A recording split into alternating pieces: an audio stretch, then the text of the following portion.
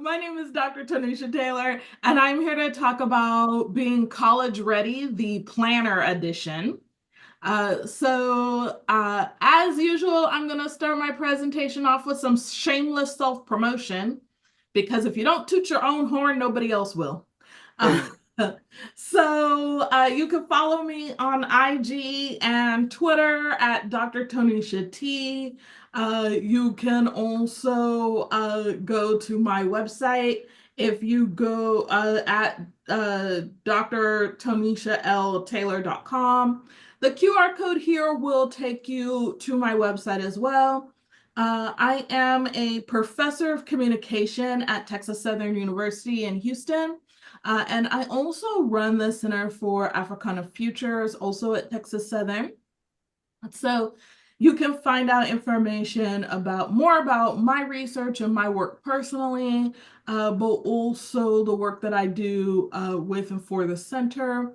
I also have a YouTube channel called Enjoy the Bounty of Planning with Dr. Tanisha Taylor, which you can also check out as well. So why plan? So I want to start with why planning matters. And I just realized I also want to pull my notes up on my other screen. Okay, here we go. So why do you need a planner and a plan? There are 6 big reasons. One is to record progress. Uh, Researchers have found that especially college students who use a planner and keep track of their progress in their planner feel less stress and anxiety over time.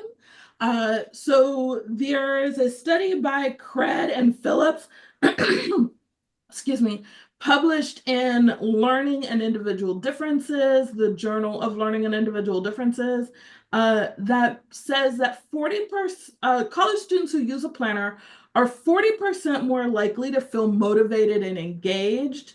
And a study by Hefner and Obtress in the European Journal of Psychology of Education said that 68% of students who used a planner reported better time management and higher feelings of success.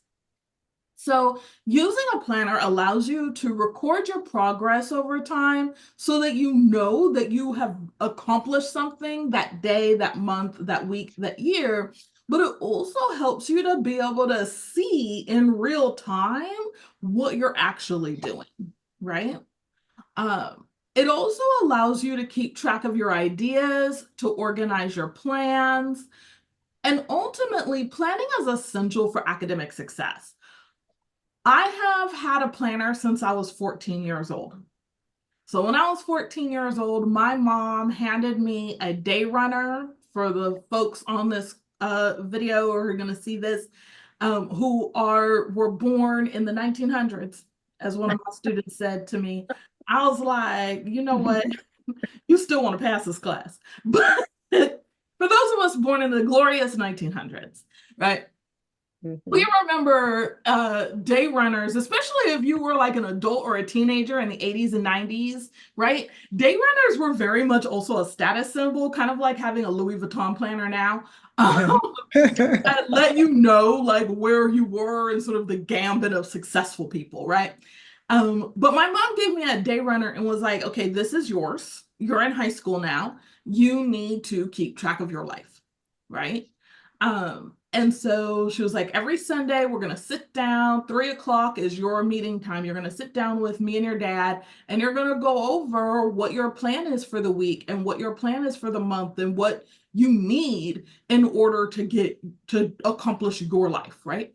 And my mom was like, I'll keep track of the big stuff, like your doctor's appointments and your dental appointments, so that I can tell you when those are, but I still expect you to write those things down in your planner and plan your life accordingly. Because if you have, right, and for those of you students on this call, right, you have a doctor's appointment or a dentist appointment and you're thinking, great, I don't have to go to school today, right?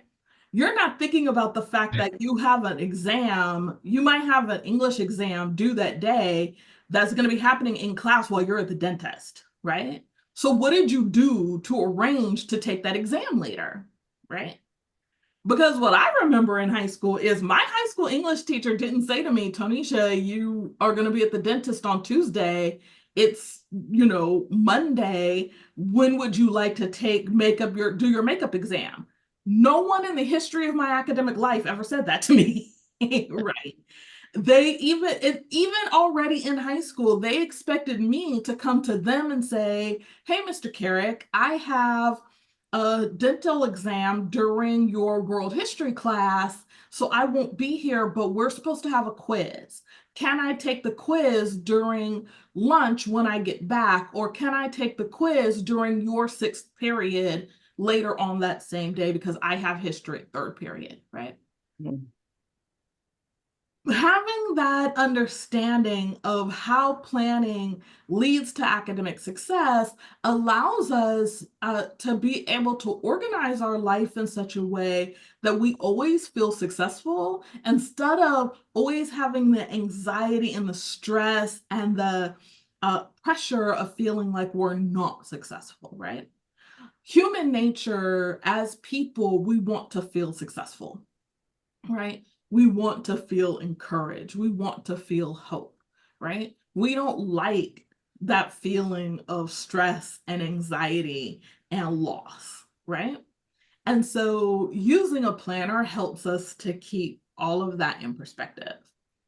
Planners are also great for helping us to realize our personal growth, and again, also for allowing us to reduce stress and anxiety over time.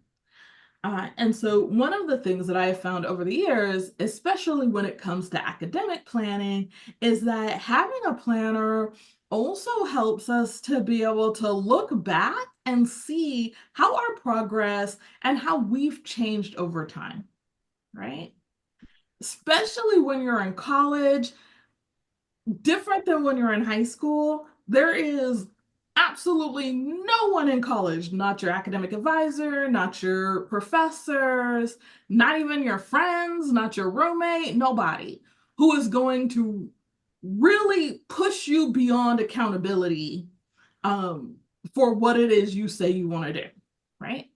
If you come to me as your academic advisor and you say, Dr. Taylor, I want to major in communication because I want to be a journalist. I'm going to say, okay, great. Here are the classes that you need to complete. See you later. Right? That's it. I don't sign you up for classes. I don't create your schedule. I don't make sure that you do your homework. I don't even make sure you know how to pay for it. I don't make sure that you get an internship so that you actually can get a job as a journalist, right? I don't even introduce you to the journalists who have already graduated from the courses I have taken, right? I don't do any of that. I give you a degree plan, and maybe if I'm feeling particularly generous, and I always am, right? I give you a degree plan and a timeline, and that's it, right? And I'm like, go with God. I hope it all works out, right? And in 4 years, if it all works out, I wave at you at commencement. I'm like, yay, you, congratulations.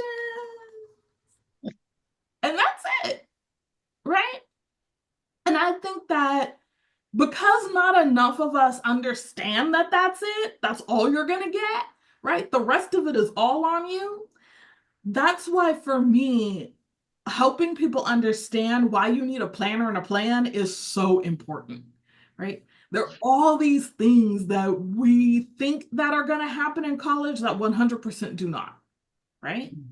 And so they only happen if you make them happen. They only happen if you do something, right? If you don't do anything, they don't happen, right? Which is why you need a planner and a plan.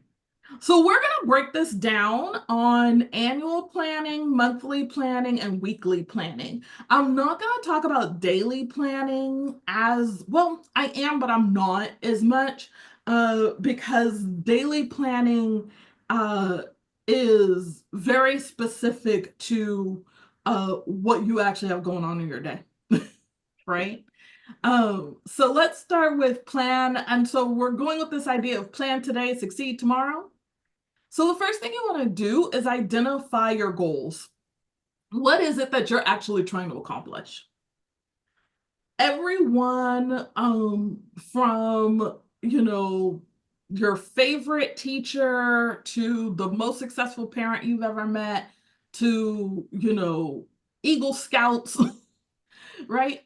All have in common that they at some point identified a goal and then they figured out how to achieve the goal they identified they said they wanted, right? One of the quotes that I love from Maya Angelou, and I'm not going to get it exactly correct, but essentially what she has this moment where she talks through why she no longer refers to herself as a Christian, right? It wasn't that she wasn't a Christian anymore, it's that she was going to stop calling herself a Christian because she said people use that, say I'm a Christian, like they attained a goal that no longer needs work, right? And it's one of those things that I love as a statement. And I always loved as a statement, right? Because it's this idea that, and she talked about it as something that people talk about as if you've just arrived. Like, here I am, fully formed, a Christian, I'm done, right? No goal functions that way, including your faith, right? Faith is a goal that you have to decide to achieve every day, right? And because faith, like academic goals, personal goals, or career goals, is something you have to decide to achieve every day, it's also something you have to decide to plan for every day, right? Now, you might have a goal as a person of faith of reading your faith tradition, right? So in this case, your Bible every day. But if you don't sit down and figure out a way that that's going to happen every day, it will not happen every day, right? So if you say, okay, I want to read my Bible every day. Okay, well, you could read the word Bible every day and be done. Right? And that's not the same as reading a verse every day or reading a chapter every day or reading a book every day, right? Those are different goals that require a different time commitment. And so when we're talking about identifying our goals, we're also talking about being honest about how much time is it going to take to achieve this, right? So identify what your goals are.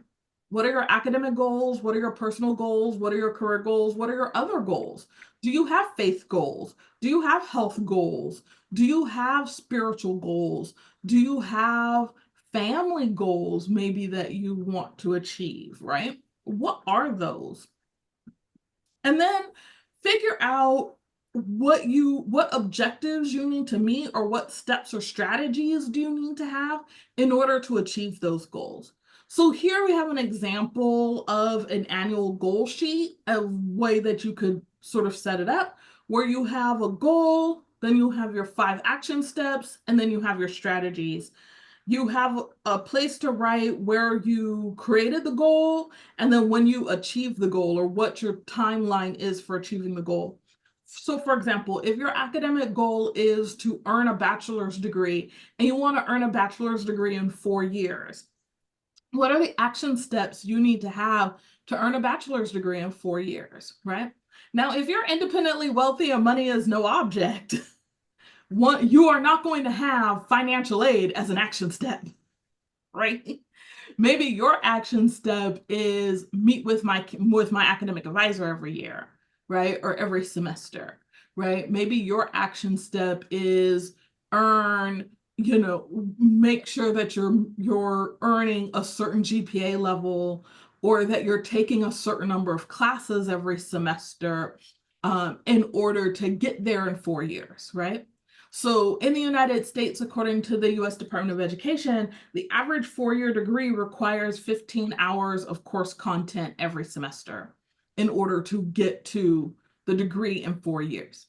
And so now I say average, and that's really important, right? Most, for example, I'm in communication, all of my degrees are in communication. Most communication degrees across the country are 120 hours. But if you're in pharmacy, most pharmacy degrees are 136 hours. So in order to get a pharmacy degree in 4 years, you're going to have to take more than 15 hours a semester in order to get there, right? So when you're looking at your academic goals and your action steps, you need to take your major into account, right? If you're an engineering major, a computer science major, a pharmacy major, those majors tend to be more than 120 hours. Those majors tend to be 136, anywhere from 120 to 155 hours, depending on the university and where you're going and what the programs entail. And so if that's the case, then you need to think about, okay, am I going to go to summer school, right? Or am I going to take 18 or 21 hours a semester? How are you going to get there in 4 years? And so then that's where you start to think about your strategy, right? So if you're saying, okay, I'm a pharmacy major and my university pharmacy majors are 136 hours, the way that they've written out the degree plan, they require summer school. But you don't want to go to summer school because you want to go to the beach or something. I don't know. You have a personal goal of going to the beach, right? And so that personal goal is in direct conflict with your academic goal of finishing this degree in 4 years. So now the strategy section becomes really important for you to be able to plan out your strategy of how I'm going to achieve both of these goals at the same time, right? So the reason why I talk about it like this and show it like this is for that exact reason. The idea is for you to map out what your goals are, map out what your strategies are, and then find the ways where your goals might be in conflict with one another. So how do you then work that out so that you can resolve those conflicts and still achieve those goals, right? Okay. And so as you grow in this process, your goals should change. The way you identify your goals is essentially going to be the same, right? You're going to identify what your big goals are, right? So like right now for me, I don't have academic goals anymore because I've got all the degrees I'm gonna get. I have three, I'm good. I do not see me getting a fourth degree, right? But what I do have are career goals. And so even my career goals have changed, right? 15 years ago, my career goal was to get a tenure track job at a university, earn tenure, and then move on to the next goal, right? And so my next goal was going to be becoming a full professor. Well, the funny thing is now I'm at a point where I've actually achieved all my big career goals. So I'm kind of in a loss, honestly. Right? I'm a full professor. I've achieved all my big professor related career goals, right? So I'm like, oh, what do I do now? Ask me next year. I'm still working on it. Right? And that's also just like understanding that your goals might be in conflict, understanding that if you have honest action steps and honest strategies for achieving your goals, you should also be ticking those off, Mm. right? And then being able to go back, identify some new goals, and figure out what your new goals are now, right? And so that part of when we're sitting down to identify our goals is something that should always also be ongoing, where we're also checking back with our goals to see where we are in completing them, but also because as we work through them, we may have identified some conflicts in the process that we didn't see at the beginning. uh, Ashley Reynolds at Cloth and Paper, VJ, the CEO of Notique, both Black woman-owned planner companies that I adore. Both of them recommend revisiting your goals, your main goals, every quarter, so every 3 months. As an academic, talking to college students, I actually recommend that you revisit your goals at the beginning and end of every semester. Because especially your academic goal is essentially a degree attainment goal. And at the beginning and end of every semester, you're also your this is your time to check in with yourself to see if this major is still a major you want to be in, right? There is absolutely nothing worse than ending your bachelor's degree and being like, okay, I do not want to do anything that's associated with this bachelor's degree, right? Mm. And I see it all the time, right? But at no point in the attainment of that degree did they stop and evaluate why they were getting it and whether or not this goal was a goal for them or a goal that they were trying to achieve for someone else. Mm. The biggest thing I will tell you about having your academic goals and why you need to constantly be in touch with them and evaluating them is exactly that. There is one name on the degree, and it's yours. My degree says Tonisha Latrice Taylor on it. It doesn't say Claude Taylor. It doesn't say Elaine Taylor, who are my parents. I love them both. They're wonderful people. God rest my father's soul, right? But my father had his own degree, so his degree wasn't on my name, on my degree, right? It didn't have my grandmother's names on them, my grandfather's names on them, my aunts, my uncles, my cousins. None of those people's names were on my degree, right? Just mine. So if I didn't want it, I was the only one who was responsible for it, right? The other thing I like to tell students is while your name is the only name for the in the awarded space, there are only usually 3 other names on a degree when you see a diploma. And this depends in part on the university that you're going to. So I went to public universities that were part of university systems. So the name of the governor is on my degree. Who don't know me, Mhm.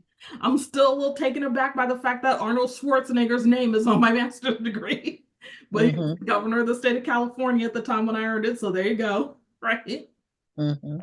The name of my university president and the name of my university chancellor. So why do I bring this up? I bring this up because those are the names that are gonna be on the degree besides yours. And their names are there to certify that you achieve the academic goal of earning the degree. That's it. They don't know anything about you. They might not know anything about the degree itself, right? Mhm. Including the university president. He just knows that they deliver a degree called that at that institution, and that the faculty said you achieved the academic goal of earning it. So he's agreeing with us, and the us in this case is the faculty, right? He's agreeing that you've done what you were supposed to do to achieve this degree. Now, whether or not that leads to greater personal success and career success and other goal success, I mean, hey, that's on you, right? But that's why you want to be constantly engaged in evaluating your goals and thinking through how you're going to get from one place to the next. So, evaluating your goals should be an annual thing. But it's also something that should be happening, like I said, at the beginning. Really, you could also do it in the middle of the semester, like right now. Actually, today is the 9th of November. My university starts spring registration on the 11th of November, right? So I tell my students now's a great time to actually evaluate your annual goals. Are you still moving forward to the thing you're trying to get to, right? Because you have to register for spring term, right? And so when we're talking about annual planning, you also, one of the things, and this is something I was taught when I was taught how to plan in college as a college freshman. My freshman orientation class was led by a woman whose first name was Barbie. That's actually what her parents named her on her birth certificate. Wow. And one of the things that she taught us in teaching us about planning was to identify your categories of how you're going to organize your planner. So these categories should relate to those annual goals. So if you have an annual goal of academic success, of finishing your bachelor's degree, um, you should have categories related to that. One of those categories might be, now I in school, it's funny because I do it, but I don't do it to the level I did when I was young, right? But one of my things was working out, right? I get really anxious if I have to sit still too long, and I know that like it wears on me. So one of my categories was to work out. One of my other categories is classes. Another category I would encourage you to use is holidays and campus closures. Friend, you do not want to be the only one sitting in a classroom when the university's closed. I can't tell you how many times I've seen that happen. Right? So knowing when your campus closures are is important because universities aren't like department stores. We don't close down, right? So you'll be able, the building will be open, the classroom will be open. You'll be able to go and sit down in that room and wait till the next day for your professor to show up, right? Because we don't necessarily close and lock down buildings for just one day. All the lights will be on, all the water will be working. There may even be people in the building, right? There's just not anybody in the classroom, right? And so it's going to be really important for you to write these things down. So identifying your categories at the beginning of the school year is really important. Using a color code for each category is really important. One of the things I learned from my lovely instructor, my freshman year of college, Miss Barbie, was identifying a color for every category will also make your organization look better and cleaner when you're looking at it, especially if you're going to use digital planning. But even if you're going to use paper planning, really helps you to be able to keep a visual record of what's going on in your year, in your day, in your month, right? Now, for your annual planning, I am a huge fan of using some kind of 12-month calendar like what you see here. So just something that just tells you the month and the day, right? Where all you're going to do is highlight using your color code for your categories. You're just going to highlight those dates that are important, right? Another important one to keep track of is scholarship due dates. Now, I personally was not independently wealthy in school. My parents did not win the lottery while I was in college, no matter how hard they tried. And so that meant that I had to apply for scholarships and financial aid to help cover the cost of my education. But I was really fortunate in that my parents did, because they did say were able to save money for me and my siblings to go to college. My dad came to me at one point and was like, hey, look, I'll pay for your tuition and fees, but I will not pay for your social life. So if you want a social life, you're gonna have to raise the money for that yourself. But it meant that then I had to, on my planner, keep track of scholarships and scholarship due dates and things like that, so I could make sure that I was bringing in that money that I needed to offset those additional costs, right?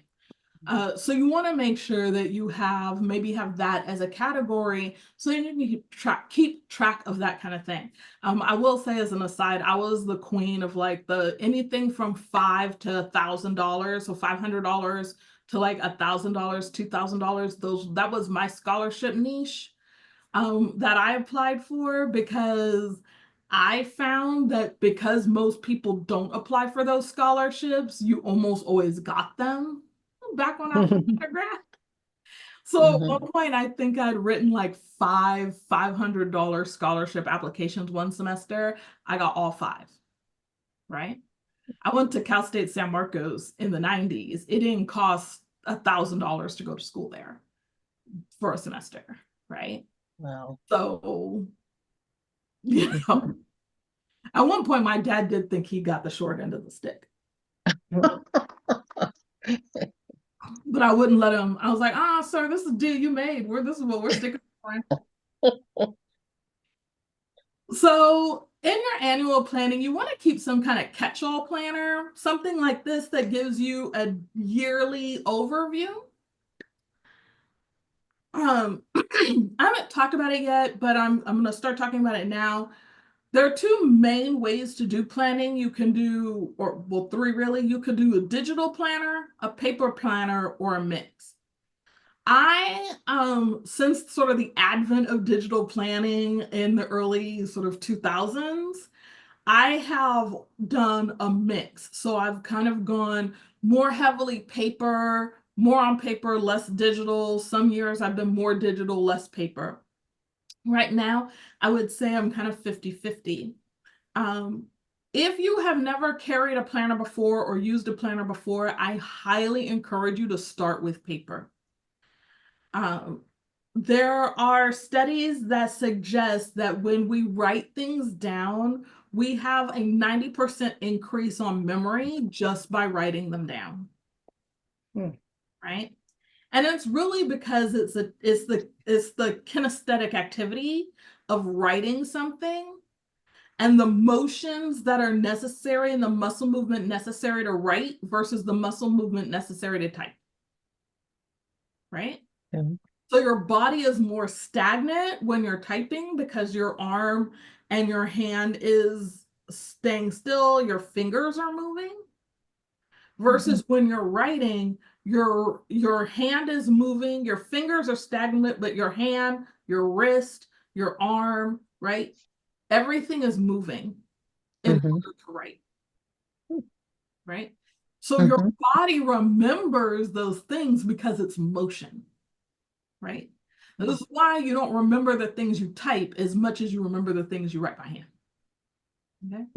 So if you're starting planning, especially as an academic and going into college, I not only encourage you to keep a paper planner, but also to take written notes.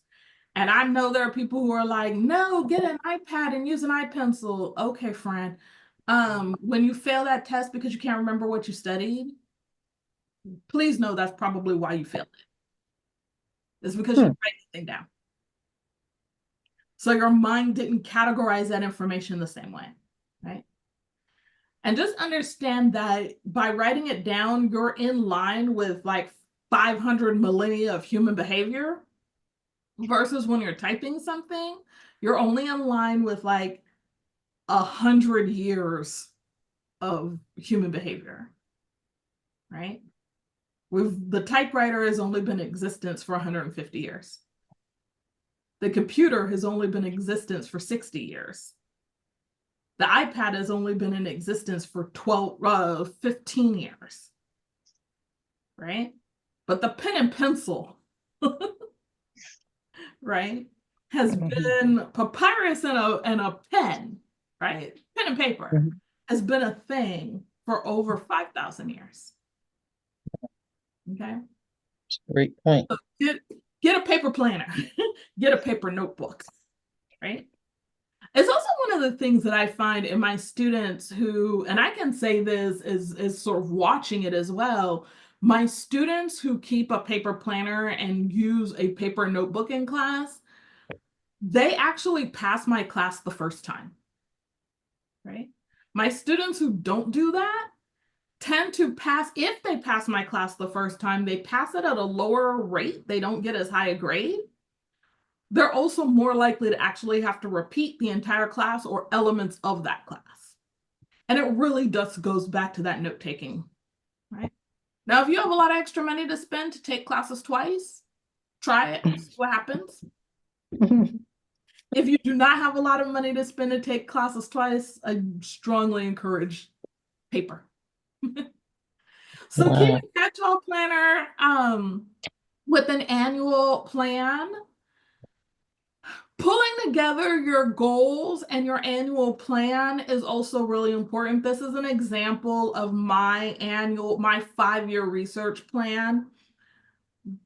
I also encourage you to think about your goals because your goals are often not single year goals when you're in college, right? You don't earn a bachelor's degree in 1 year.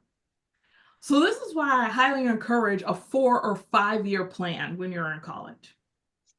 Because it takes 4 years to earn one of these degrees, right? So you need to be able to lay out your goal and the achievement of your goal per month for a year.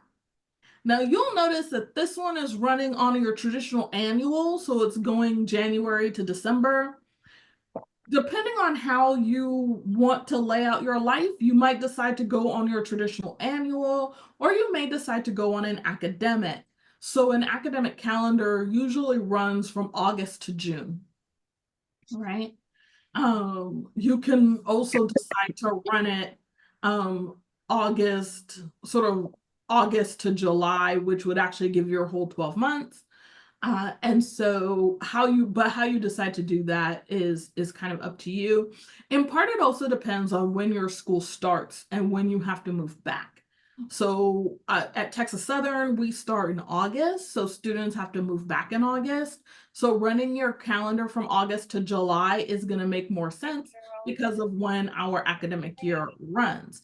If you run on an academic year, my godson goes to UC Davis. They're on the quarter system. He goes back to school in September. So running his academic calendar from September to August would make more sense, right? But if you have other goals, like I said, you have faith goals, personal goals, maybe career goals that you're able to start working on while you're in college, running your calendar on an annual January to December may be a better option for you. So it really sort of depends on what are all of those goals that you have, and how those kind of function on how you want to do this. You're going to use those same color coding categories you used on your annual calendar on this calendar. So you're going to have your classes coded in a certain way. If you have workouts and things like that, scholarship due dates, those sorts of things, this is where you're going to put this stuff. So you're going to put on this calendar any of those big dates, university holidays and closures. If you're an athlete, you want to put your athletic due dates on here, especially if you're somebody who's thinking you might use the transfer portal. You need to put on here what your decision date is, right? Because if you're going to go into the transfer portal, you actually have to make a decision by a specific date, right? So you need to write those things down. If your career goal is something where your income possibilities are significantly increased by attaining a master's or a professional degree, if you're someone who's like, I want to be a lawyer, well, you have to go to law school to be a lawyer. You know what you have to do in order to go to law school? You have to sit for the LSAT, right? This is before we even talk about you getting into whatever law school, right? So you need to be able to have, if that's part of your academic goals is to go to law school, you need to have on your calendar, when are you going to start studying for the LSAT? When are you going to sit for the LSAT? When are you going to pay for the LSAT? Right? When are you going to apply to law school? When are you going to decide which law schools you're going to apply to? All of that can be on a calendar like this, right? That allows you to plan out those goals in a way where you can see when is this going to happen, right? And you can put also those perpetual things. You can, like, this one doesn't have it because this is my research plan. But I do have one like this where I have I have my mom's birthday on it, right? Now I know what my mother's birthday is. And this is the reason why I say this is because some of this stuff isn't about like reminding you when things are. It's really about you being able to prepare to do something for when things are, right? My mother's birthday is in January, so is my birthday, right? But there have been years where I was at home for her birthday because we were going to do something. And there have been years where I called her on the phone from wherever I was, right? Having things like that on your calendar as part of your personal goals, because maybe your personal goal is I'm going to be an engaged daughter, right? That has been my personal goal on my personal goal list since 1997. Wait, when did I graduate from college? Yeah, since 1997. I graduated from college in 1999. But in 1997, I was like, oh, I'm slipping. I am not really all that engaged in this daughter thing. Just kind of, because before that, I was at home and I was around and it just kind of happened, right? And then I realized I had gone almost a month without speaking to my parents. And I was just like, whoa, but I like my mom and dad. I talk to them, right? But it's because life gets busy and things happen. And I was at school and I was doing stuff. And my parents had a little kid at home, and my sister was at school, and life got busy, and we just hadn't talked to each other in a long time, right? And so I wrote down as my personal goal that year that I am going to become, stay, and remain engaged as a daughter, right? And that has remained my personal goal. And so I have a calendar like this where I keep things on it related to that goal, right? Mhm. So that I can also look at, like, okay, my mom's birthday's in January. It's actually before spring term starts. So is this a year where I'm going to be able to go home? Or is this a year where I have to do something for her when I'm at home for Christmas because I can't come back in January, right? Like, what does that look like, right?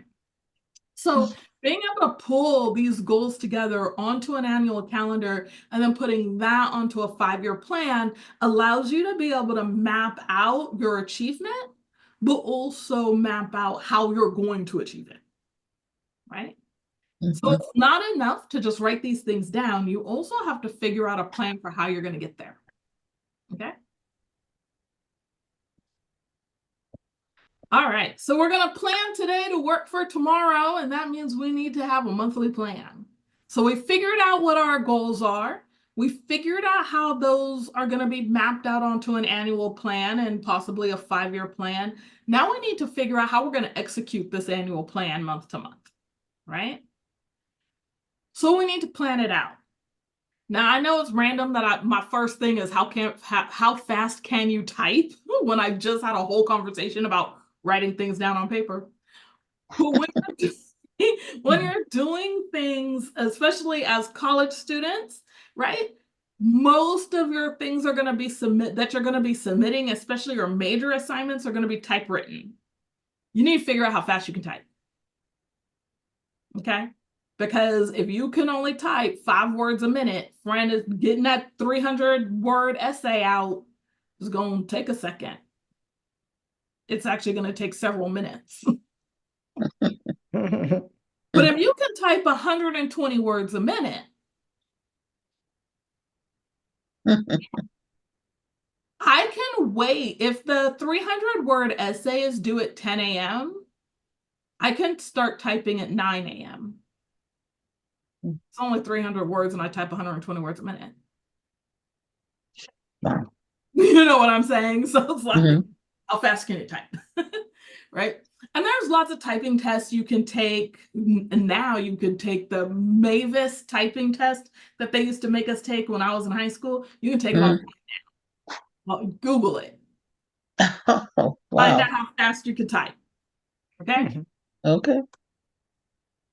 Then from knowing how fast you can type, now you can figure out how much time do you need to read. Okay. You can also take, there's actually a Mavis. Now this one I think you have to pay for. But you should, before you pay for anything, go to your university's career center and see if you can take the same assessments in your career center. So at Texas Southern, we actually, in our career center, we have students can take the Mavis typing test for free. They can take the reading speed analysis test for free. These are all resources that we provide. We provide them both in our study center and which is in the library, which has longer hours, and in the career center, which has your regular sort of 9 to 5 hours. So go to your university offices and check this. If you're currently in high school, go to your high school career center or your high school library because they also probably have access to these assessments and you can figure this out now while you're in high school. Okay. And you don't have to pay for anything. But find out how much time it takes for you to read something. So how fast do you read? I can read about, if I'm just sitting down focused on what I'm doing and I'm reading something, if I'm reading fiction, I can read about 30 pages an hour. If I'm reading nonfiction, then I can read about 11 pages an hour. Okay. Now that is admittingly much faster than it used to be. But I'm a whole professor now. So figure out how fast you can read, how much time does it take you to read? And this one's a little bit trickier, but you need to figure out how long does it take to process new information? So how long does it take you to process and understand a new thing once you've read it, right? Part of this is about understanding how long it takes you to explain something and how long it takes you to understand something. And those are two different things, right? You can understand something, but still not be able to explain it to somebody else. Okay? You can explain something that you don't understand. I can explain how to replace a carburetor. I don't understand why you need to do it. Right? But I'm also not a mechanic. So there you go. Right? So you want to make sure, and how you do that and how you figure that out is really going to be about sort of, and there are some assessments that will help you with that, that you can access through your high school or through your university that will help you figure that out.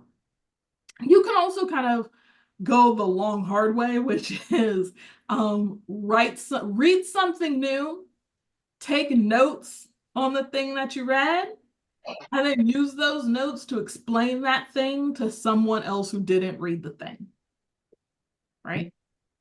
And then ask them what they understand about what you just explained, right? And this is not about, there are three things that we do in communication: we inform, we persuade, and we entertain. This is about understanding information, how you gather information, how you make sense of information, and how you make sense of information to other people. So here, you're not trying to persuade this person, you're really trying to inform the new person, right? But you can also do this without involving another person. You can actually read something, take notes on it, record yourself presenting that information or speaking that information back, and then go back and listen to yourself. Did it make sense? Did it match what's on this paper? Do you feel like you know more than you did? Right? And if at the end you're like, I have no idea, right? Go back and try it again, right? But also, I would say talk to other people. Usually, what helps us understand is actually being in community and conversation with others, right? So once we have an understanding of how fast we type, how much time we need to read, and how long it takes us to process new information, we can actually work backwards from due dates to figure out how long we need to get something done, right? So in my class, for example, I'm teaching an undergraduate course on communication skills for health professionals. My students have to write a 10-page paper. I gave them all the directions in the syllabus at the beginning of the semester and the due date. It's due November, I believe it's the 20th, right? For my students who know how fast they can type, how much time they need to read, and how long it takes them to process information, they could work back looking at that syllabus that they got on August 27th, and the fact that they had a major assignment due on November 20th, and work backwards from November 20th to figure out how long it was going to take them to do this assignment. So the ones who really do these three things and work backwards, right? They might have been able to say, okay, I can type 120 words a minute. I can read 10 pages an hour. If I read 10 pages an hour, though, I only understand about 5, maybe 2 to 5 of the pages I read, right? So if I'm reading to process information, I can really only read 3 pages an hour, right? For this 10-page paper, she wants us to cite 6 academic journal articles. The average academic journal article length is 22 pages. So if I have to read 6 of them, how many hours do I need to read and understand and process 6 journal articles? If I can only really understand and process 3 pages an hour, right? So calculating for all of that, now I know, you know what? I probably need to start this 10-page paper in September, right? Mhm. I can't wait till November 1st to do this 10-page paper. Not if my academic goal that I set at the beginning of the year is to earn a 3.5 GPA in 5 classes, right? Mhm. So if that's my academic goal, then I can't start in November, I have to start in September, right? Now I'm a nice, kind, generous professor. So I actually, and I very much believe in smarter, not harder. I do not have undergraduate amnesia. So I'm one of those professors who actually starts you with your topic assignments due in September anyway, right? Because I base my assignments on how long it takes me to do the work. I do work faster than any undergrad because I'm not an undergrad anymore, right? Mm. So I pace out from how long it takes me. So I build my assignments so that I'm building you along the way. 95% of your professors don't do that, right? They build out their syllabus and their assignments based on them and the work they have in the rest of their life, right?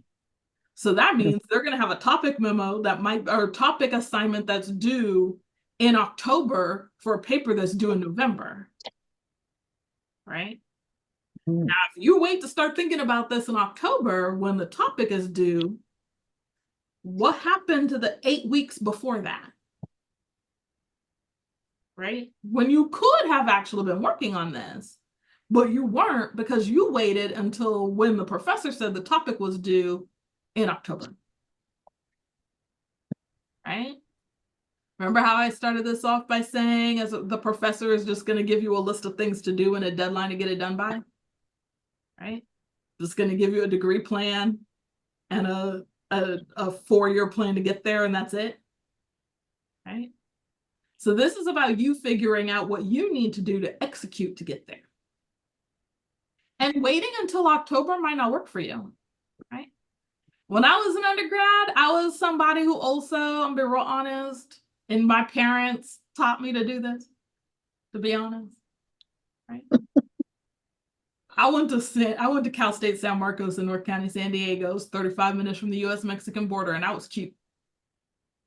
Still cheap. Okay? I was out being social, right? I was going to the beach. I was hanging out. I was doing all the things. I wanted to go and do the things, right? So that meant for me, because I had been keeping a planner since I was 14, I had to write research papers and things like that, the kinds of things you have to do in college. I had to do that stuff in high school to graduate from high school. So I knew how long it took me to type something. Very fortunate, right? Not everybody knows that. I knew that, right? I knew how long it took me to research. I knew how long it took me to read. I knew how long it took me to process new information that I read, right? In order to create a research project. I knew how to do that. I knew what it took, right? But I also knew I wanted to go outside. I want to go outside and play at the beach with everybody else. So that meant that for the first 4 weeks of school, and my friends that I went to undergraduate with will tell you this, for the first 4 weeks of school, you couldn't find me. Unless you came to the second floor of the library at Cal State San Marcos, you couldn't find me. That's where I was. I was on the second floor of the library. Because I was doing all of the research work I needed to do for all 5 of my classes from week 1 to week 4. I was going to my professor's office hours and saying to them, hey, this is the class I'm in. This is the paper you have. These are the topics that you said we could write on. Can I write on this topic?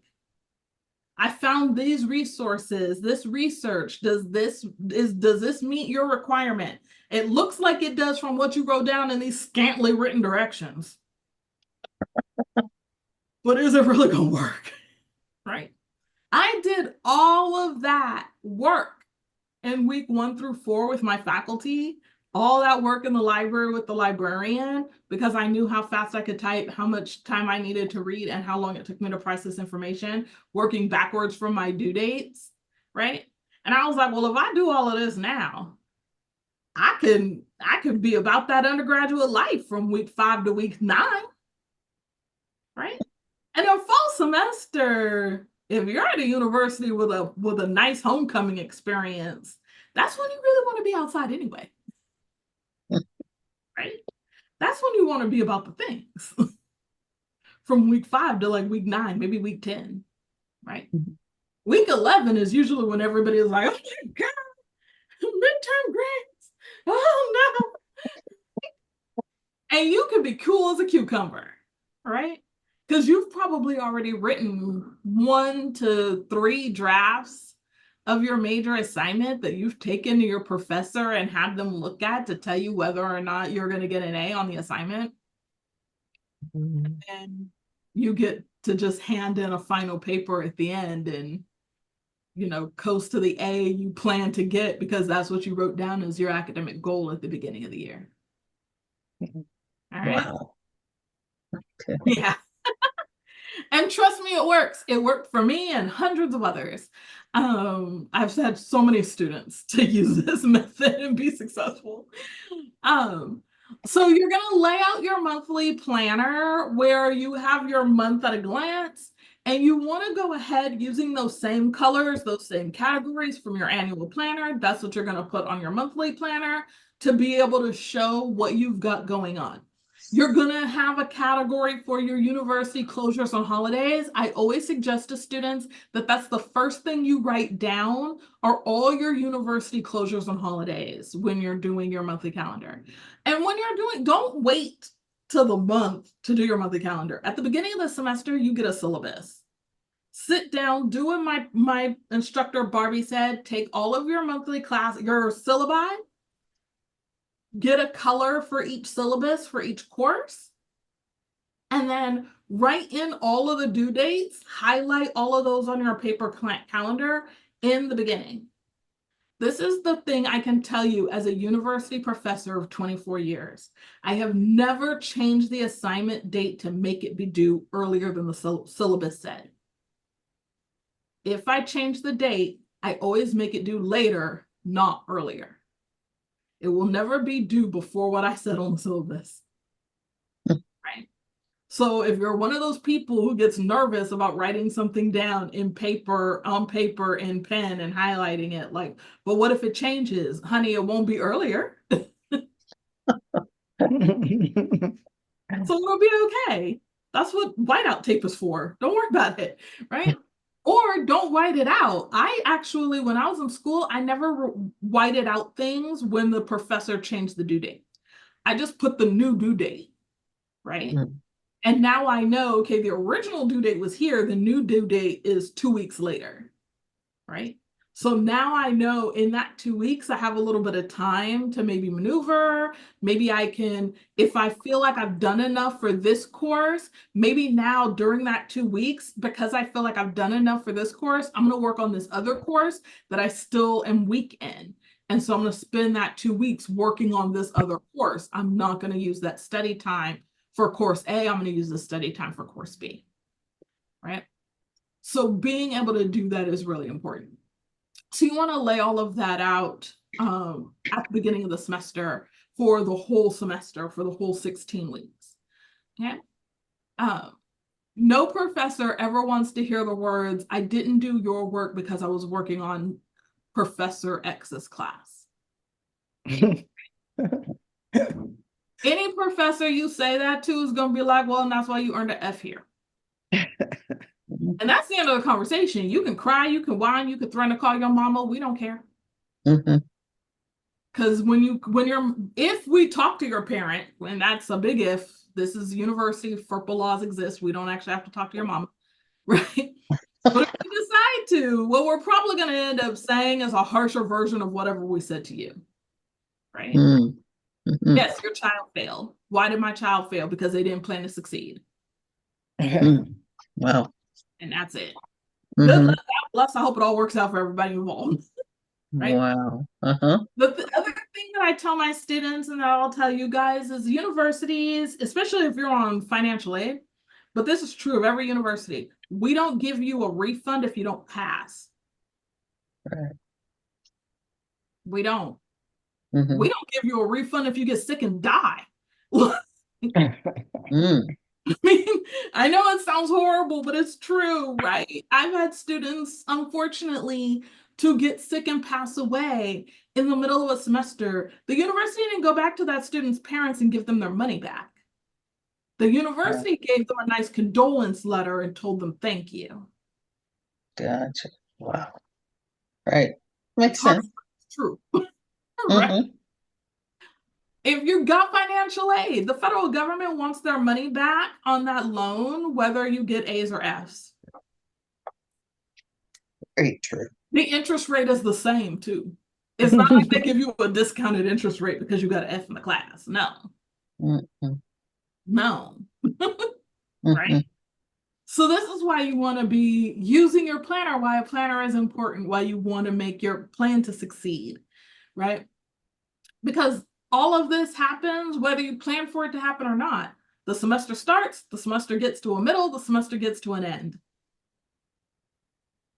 How you got from the beginning to the end is your own personal business, but that's the progress of the semester, right? Mhm. So planning backwards, and the reason why I say plan backwards from your due date is because that's what's going to help you figure out, again, how much time it takes you to do something. So at the beginning of the semester, you want to take all of your classes, write out all of your university deadlines, your university due dates. If you're applying for scholarships, you want to add those into your monthly calendar, right? When those due dates are, write all of the due dates color coded for each class, and then work backwards to figure out how much time you need to study. And you're going to put that study time on your monthly calendar. Okay. So you want to put in library time for communication skills for health professionals, right? And you might shorthand that class for me is COM 233. So you might just put study time 10 to noon on Saturdays for COM 233, right? Study time for COM 1150, from on Fridays from 9 to 4, right? However long you need, you want to put that study time on your monthly calendar.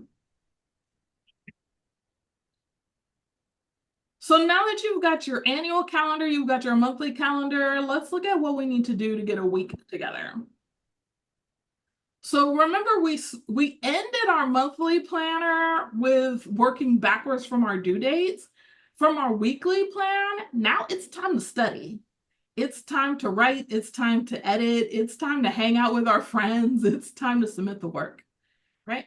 We need to break our goals down for monthly achievement and weekly achievement because it's the things we do every day, it's the things we do every week that get us to the month, that get us to the semester, that get us to the academic year, that get us to the final goal of achieving that bachelor's degree at the end, right? So looking at our week, now this is an example for me of an old week. This is from 2023. You can see here, I still do the thing I learned to do in 1994 in Miss Barbie's freshman orientation class, which is have a category for everything and everything has a color code. I tell you what, as a piece of information about planning that I learned, that is the piece of information about planning that I learned that I have stuck with the entire time, right? This is also how I ended up being the youngest professor in my university's history to achieve full professor, right? It's these kinds of little things that make you successful, right? So plan it out, working backwards from the due date. We know how long it takes us to type something. We know how long it takes us to read. We know how long it takes us to process information. So using that, we're going to figure out how much time does it take to study. Now, again, for me, if I'm learning brand new information, I need to spend anywhere from 2 to 6 hours a week on new information so that I can really learn it, right? Now, the US Department of Education, the dictate that they give to universities and colleges is that their expectation is that for 1 hour of instruction, A faculty member will spend 2 hours to prep, but a student should spend 3 hours to prep. So if you are in a 3-hour course that meets 3 days a week, the expectation is that you will study for 3 hours for every 1 hour of instruction. Ooh. So you're in a 3-hour course, you should be spending 9 hours per week studying for that one course. So if you're taking 15 hours, right? If you're taking 5 courses, then you should be multiplying 5 times 9, that's 45. So you should be spending 45 hours studying a week. Now, there are 7 days in a week, so there's plenty of hours to do that. Now, what I am a huge advocate of is just because the guideline is 9 hours, that does not mean that we expect you to sit down in one day and do 9 hours. That, first of all, that's crazy. Why would you do that? Right? Even if your class is only 1 day a week, we still don't expect you to sit down for 1 day and just hit 9 hours, right? You're spreading that time out across the 7 days you have available. Okay. You also may be spreading your study time out across the day. So if you're taking 5 classes, for example, and you're one of these, I'm going to be honest, I always think it's crazy when students tell me, I'm going to go to school 5 days a week. Friend, why? Never mind. Go ahead. Go off. Do what makes sense to you in your mind. I didn't go to undergraduate that way, right? I went to undergraduate where I said, okay, I don't want to go to school on Fridays. I don't want Friday classes. I don't want any classes before 11 a.m. because I'm not really a morning person like that. I'm awake at 7 a.m., but I don't want to be anywhere, talk to anybody, or have responsibilities. Like, I like my responsibilities to start after my coffee and my workout and my prayer time. So I don't want responsibilities really. The only person I want to be responsible to is me and God. I don't want to be responsible to anybody else before 11 a.m. And still to this day, that is my preferred way of moving in the world, right? I don't want to talk to nobody but the Lord, because only the Lord can understand why I'm grouchy when I had 8 hours of sleep. Like, I want to be like, praise the Lord for waking me up, but also, God, why are we up? Like, can we have a conversation about why we're awake? Right. I feel we should talk about this. And I do feel, and please know, I feel like every day the Lord is like, really, this is still where we're starting. It is. It is. I don't see where the growth is going to happen here, Lord. I don't understand why we're doing this, right? So I need time. The Lord needs to work on me because I need time, right? And I did that as a college student. I was like, oh, no, I have a choice. Oh, friend, I have a choice. Oh, then I choose noon. I choose noon. I choose 4 days a week, right? Now, in undergrad, I was a communication major. I was a double major in communication, liberal studies, and history with a minor in history. When I found out that like 4 of my comm professors only taught at night, I was like, sign me up. I was like, you gonna tell me I can get my entire bachelor's degree between 3 o'clock in the afternoon and 9 o'clock at night, Monday through Thursday? Friend, I'm here for it. I'm here for it. Let's go. That's wild. Let's do it. My best friend, who's still, I am godmother to her sons, that we are still very close. She would get up. We were roommates. We shared a room. My girl was she wasn't just up, she was in class at 7:30 in the morning. I would have one eye at her like, what are you doing? What is happening?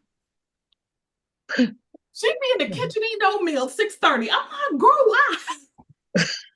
What's going on? Right? Now, the funny thing is we are still both planner people. We're still paper planner people, right? Like, if you looked at her planner seriously starts at 5 a.m. still. When we were in college, her planner started at 5 a.m. She wrote down, wake up at 5 a.m. At 5:30, Wow. she was in the gym.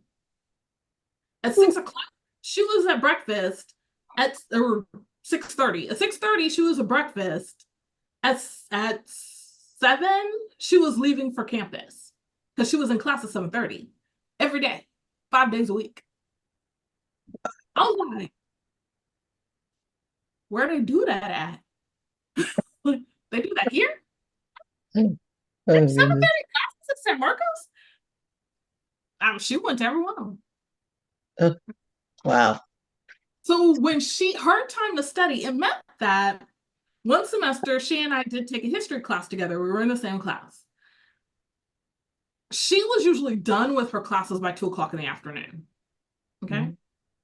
So she fit all her study time in between her classes and she'd be done by 2 o'clock. Right. Well, I didn't even start most of my classes, most semesters, my first class was at 1 o'clock. So I would take like a 1 that met till like, if it was a Tuesday, Thursday class, it started at 1 and went till 2:30. And then I picked up my 3 o'clock and then my 6 o'clock, right? So I do remember one semester she and I took a history class together that actually it started at 1 o'clock because it was a Tuesday, Thursday class, right? Well, she and I couldn't study together for that 2 o'clock class or that 1 o'clock class, I'm sorry, because that class ended at 2:15. My next class started at 3 o'clock. She was done for the day, right? Mm. So we couldn't be in a study group together that met. There was a study group that met at 2:30. She went, I had to go to class, right? So figuring out your study time and how you're going to get in those 9 hours is really crucial because you want to think about if you're the kind of person who can study for a class in between classes. Now, I actually can do that, but I can't do that if I have less than what I found out very early, my freshman year in college, is I can't do that if I have less than 2 hours between classes, right? Mm. Like I can't, my mind and body and spirit won't make that work if I have less than 2 hours, right? Mm. I end up feeling very anxious because I feel like I have someplace else I'm supposed to be. So I'm not focused on what I'm learning or what I'm trying to study or what I'm trying to understand. I can't focus on that because I'm thinking about the thing that I have to be at in 45 minutes, right? And so it was a loss. It was a waste of time. I might as well just sat and talk to my friends, right? Mm. Because I didn't learn anything Mm. in that 45 minutes because I was worried about being late to my next class, right? Whereas if I'm standing around talking to my friends, I'm not worried about being late to my next class. We're not talking about anything, right? We're talking about what Right. happened on Days of Our Lives. Like, Mhm. there is nothing serious happening in this conversation, right? And so Um, it's like, okay, guys, I have to go. I have a 3 o'clock class, and everybody's like, okay, bye, Tanisha. Okay, bye, everybody, and that's it, right? mm.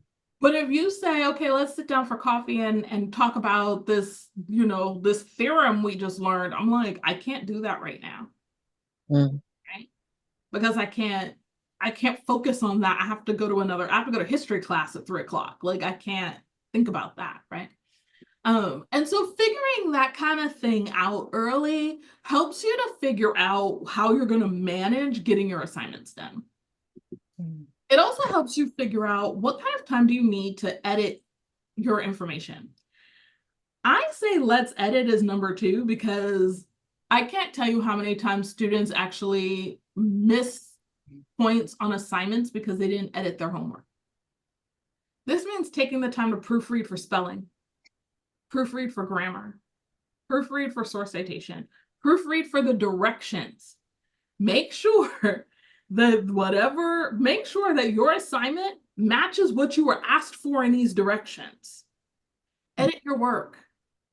Do not turn in the first draft of anything you do because there's going to be errors. That means also taking the time to do that. that 9 hours that the US Department of Education says you should be spending on a 3-hour class includes doing the editing on the homework to do it right. Right? Mm. It's not just reading time. It's not just study time. It's actually the time you should be taking to do the assignments that you're expected to do every week. Right?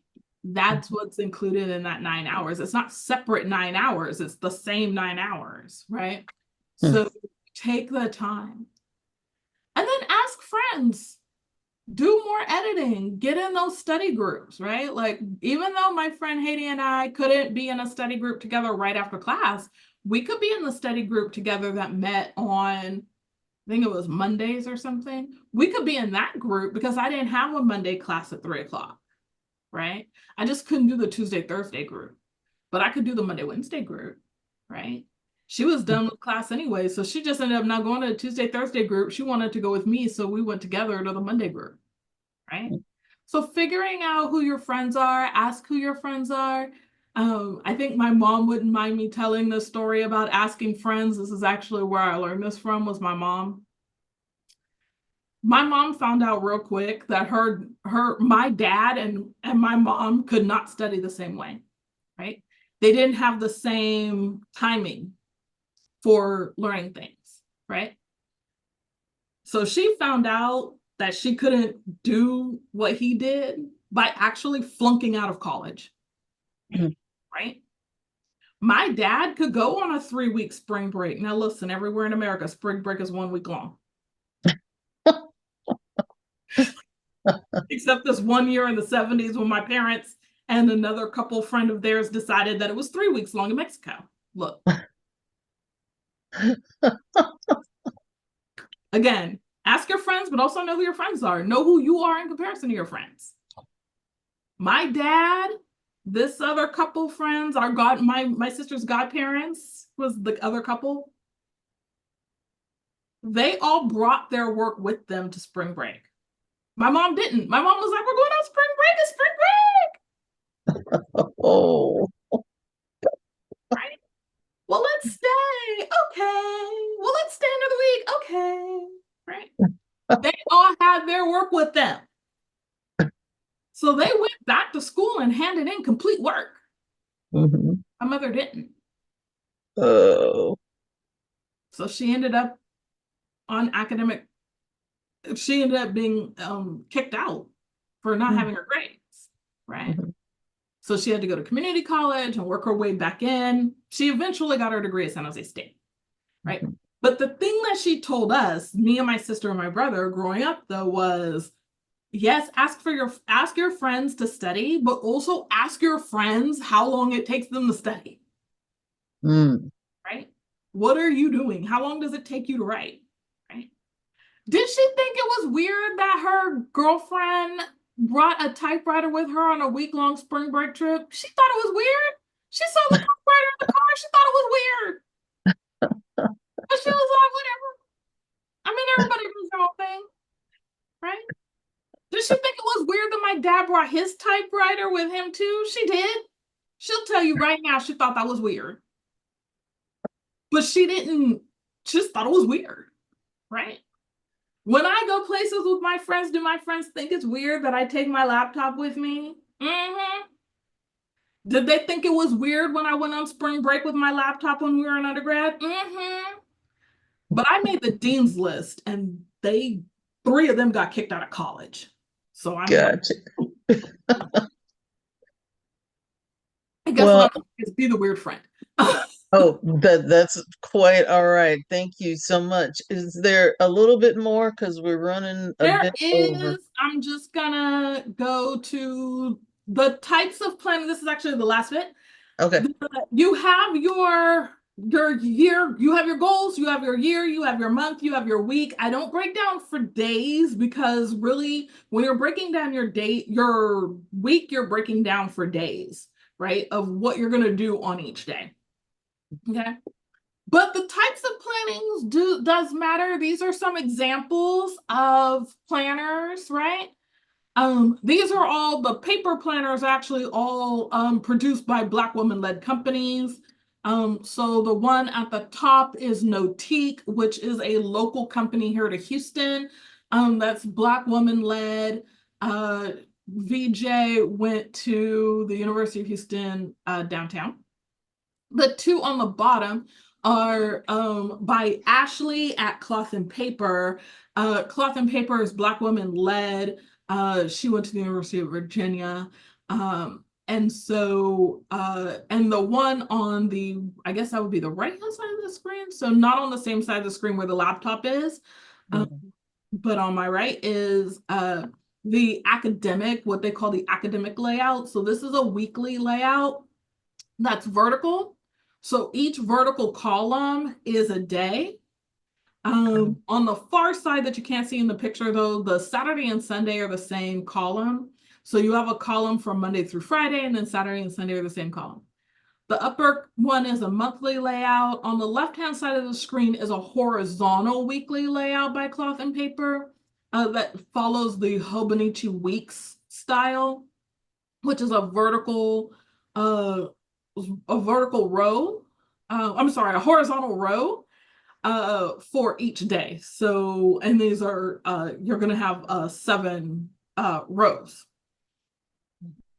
So knowing what type of planner you are in terms of paper is also really important. Are you the kind of person that needs a monthly, a weekly, and a daily? Are you the kind of person who could do a monthly and a weekly? Are you the kind of person who really needs a monthly and a daily? I find typically that people who have academic goals or even career goals tend to do really well with a monthly plus something else. So you're either going to do a monthly plus a weekly or a monthly plus a daily. Now, I'm the kind of person, I don't do well with dailies because I feel like when I flip the page, the next day is a surprise. I'm like, ooh, what's that? Why is that there? And I don't like that. It gives me anxiety. And so I'm the kind of person who needs to see my month laid out, and then I need to see my week laid out. I need to see every day, but I need to see all the days together. Now, I have a very good girlfriend of mine who can't do weeklies. Seeing all that stuff like the whole week, it gives her anxiety, right? She's like, I just need to see what's supposed to happen on Tuesday. Whatever was supposed to happen on Monday, that's the past. Whatever is going to happen on Wednesday, that's the future. I'll deal with that when I get there. I just need to focus on what's happening right now here today. Like I can't think about the rest, right? And so figuring out who you are and what that is for you as a person is really helpful. On the Notique channel, and I'll try to remember to add that because I don't have it in here as a source. VJ, the CEO there, has another video that actually, and a set of worksheets that helps you figure out what kind of planner you are. Are you a scholar? Are you a visionary? Like what kind of planner are you? And then match that planner style to a layout. So are you somebody who functions best with a monthly layout and a daily? Are you somebody who functions best with a monthly and a weekly? Are you somebody who functions best with a monthly, a weekly, and a daily? Because there are those people too, right? And what I would suggest to you is if your university gives you access to a paper planner, most universities do, they give you one in your freshman orientation stuff. Use it. Whatever the layout is, use it. A lot of times the benefit of using their calendar is the university holidays and closures are already in there. They typed them up for you. All you have to do is highlight them. Right. And those planners are usually monthly, weekly layouts. Sometimes they're monthly, daily layouts, but they're usually monthly, weekly layouts. And so that helps you to kind of get started and figure out what really actually works for you. The last thing that I have here is a sort of a little side view of what my digital calendar looks like. I'm a Mac kind of girl, so I use all Mac stuff. And so I use the iCalendar that's already in there. Everything has a category, everything is color coded. And what I do is everything goes, my catch-all that I said at the beginning of this presentation, you should have one calendar that has everything, your whole life on one calendar, all your goals, all your things on one calendar. My iCalendar is that for me, right? And then what I do is the things that I really need to keep track of, that I'm really paying attention to, get transferred into my paper calendar. And so in my paper calendar, I have written down specific meetings, goals, activities that need to get done. That's why I write down my to-do list, my priorities for the day or the week, all get written down in my paper planner, right? That helped me figure out, what do I need to prioritize today in order to achieve the goal, to achieve my faith goals for the day, or my family goals for the day, or my career goals for the day, right? And so having that helps you to also have a place where you can see kind of what those future things are, right? If you use the bullet journal format, for example, they talk about future planning. And that's where that annual and that 5-year come in, right? And so you're breaking those things down across the month, across the week, across the day. And so using a digital calendar for that purpose can be really helpful, because it can also help you align your 5-year goals across your year. So you can also figure out what you can move or keep when those goals are in conflict with one another. Okay. Okay. That's wonderful. So that is it for planning. You can, if you have questions or comments, go ahead and let me know. But you can also find me here. Again, I am at the Center for AfricanaFutures.org, at drtamishaltaylor.com. You can email me at either my Gmail or my TSU emails. And then you can find me on all the things. If you have more questions or want to sit down and talk specifically about how you can develop your planner, you can actually set up an appointment with me on my Calendly link and talk more about that.